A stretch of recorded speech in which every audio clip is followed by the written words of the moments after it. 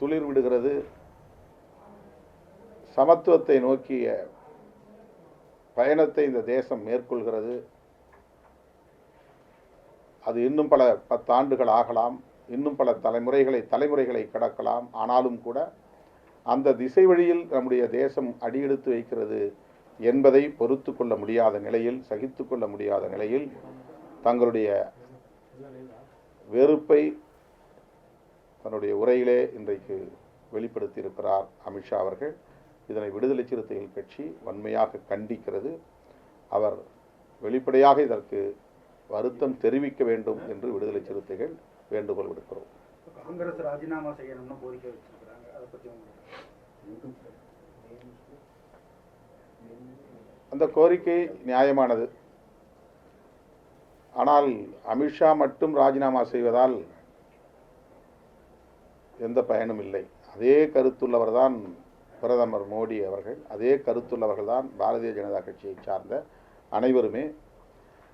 மூச்சுக்கு மூச்சு அவர்கள் வீர சவார்கரை பற்றி பேசுகிற போது அரசமைப்பு சட்டத்தை உருவாக்கியதிலோ அல்லது இந்த தேசம் விடுதலை பெறுவதிலோ ஆங்கிலேயரை எதிர்த்து நடத்திய போராட்டத்திலோ எந்த பங்கேற்பும் செய்யாத வீர சவார்கரை வலிந்து வலிந்து வரலாற்றிலே அவர்கள் திணிக்க முயற்சிக்கிறார்கள்.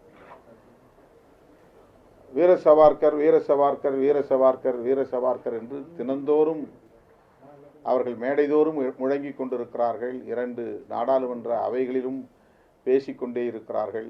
இந்த கான்ஸ்டிடியூஷன் டே அதற்கான டிபேட், அரசமைப்பு சட்ட தினம் அதற்கான உரையாடல், அதற்கான விவாதம் பங்கேற்ற அத்தனை பிஜேபிக்காரர்களும் சம்பந்தமே இல்லாமல் வீர சவார்கரை புகழ்ந்து பேசினார்கள்.